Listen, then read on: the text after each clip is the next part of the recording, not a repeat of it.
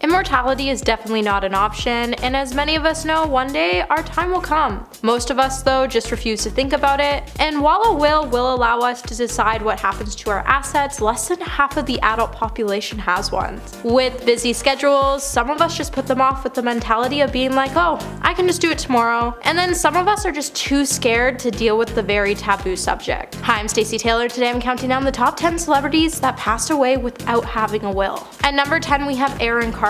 After Aaron Carter's passing, TMZ has reported that Aaron didn't leave behind a will, and now the state of California will have to decide on who will inherit Aaron's estate. According to sources, Aaron was advised to make a will by his attorney, especially because he has a child who depends on him. However, Aaron never got around to it. Now, Aaron's son Prince will not be left behind without anything, as California law states that when someone passes and leaves behind a child, that child will inherit the parent's estate. However, Aaron not being in a good place financially and his house being on the market, his son will have security in any equity the sale brings in, but it may be a while before the courts make their final decision and before the property actually sells. At number 9 we have Jimi Hendrix. Now, Jimi Hendrix passed away unexpectedly in September of 1970. Without having a will to his estate, it still remains contested in various legal battles. Despite Jimi fathering 2 children, Jimi's father, Al Hendrix, legally denied the children any benefit from the estate and became the sole heir. In 2002, after Al's passing, he would leave behind the entire estate to his stepdaughter, Jimi Hendrix. And he would leave out Jimi's brother, Leon Hendrix, completely. Leon would go on to say that the reason he was left out of the inheritance was because of Jami's influence over his father, and she had him rewrite the will to leave him out. Leon would then go on to contest the will, however, the courts would deny his claims, and now more than 5 decades later, Jimi's passing and the legal battle over his estate still continues, and his estate is now worth more than $175 million.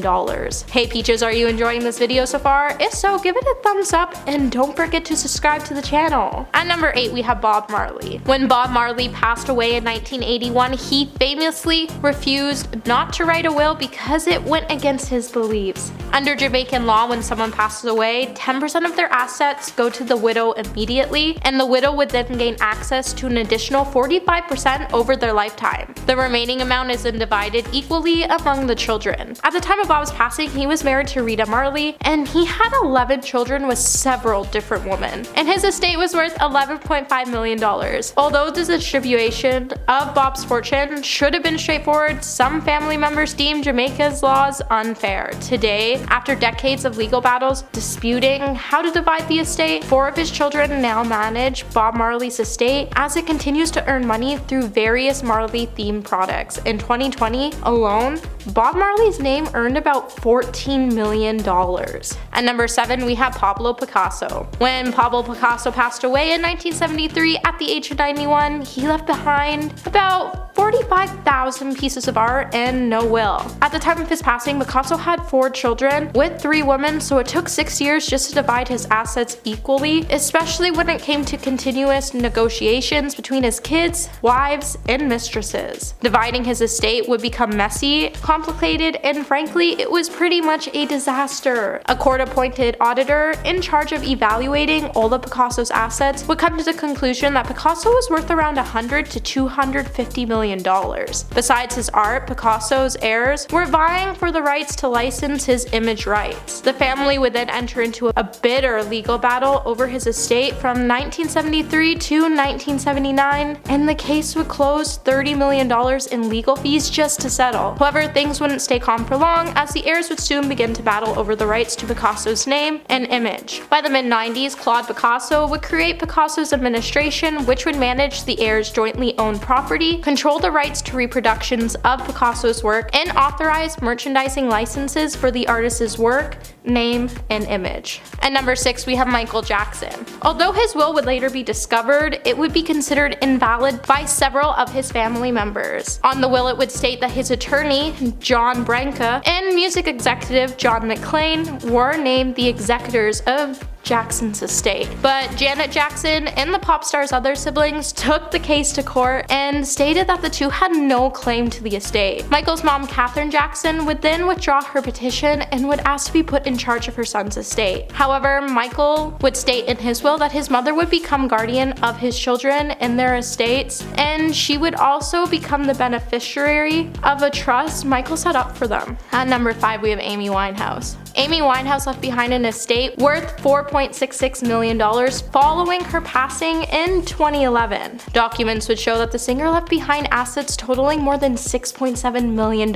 However, only $4.66 million would remain after paying off her taxes. Since Amy didn't leave behind a will, the courts decided that her money would go to her parents. The documents shown later would also state that Amy's father, Mitch Winehouse, would be the administrator of the singer's estate, and that nothing would go to her ex-husband, Blake Fielder Civil, who she divorced in 2009. However, that wouldn't stop her ex-husband from attempting to take a grab at the late singer's money after he demanded a lump sum to be paid out as a monthly allowance 8 years later after her passing. Amy's family has since stated that they were appalled by his actions and that he has no rights to her estate. And at number 4, we have Prince. Following Prince's unexpected passing in 2016, his siblings would later come out to state that the singer did not have a legitimate will in place, and it would take 6 years just to sort out his $156 million estate. After court filings suggested that Prince's estate would be worth around $200 million, after a 6-year battle, the courts would state that Prince LLC would now be held by music publishing company Prime Wave after they bought out his 3 siblings. And the bank that was assigned by the court to administrate the estate affairs, Commercia Bank and Trust, was to get $3 million to pay for the cost and expenses associated with closing, and the leftover would be split between Prince Oat Holdings LLC and Prince Legacy LLC, which would consist of his 3 half-siblings. At number 3, we have Kurt Cobain. Just before Kurt Cobain's passing, he would state to his entertainment lawyer, Rosemary Carroll, that he wanted to divorce Courtney Love and take her out of his will, which would make Kurt's current will at the time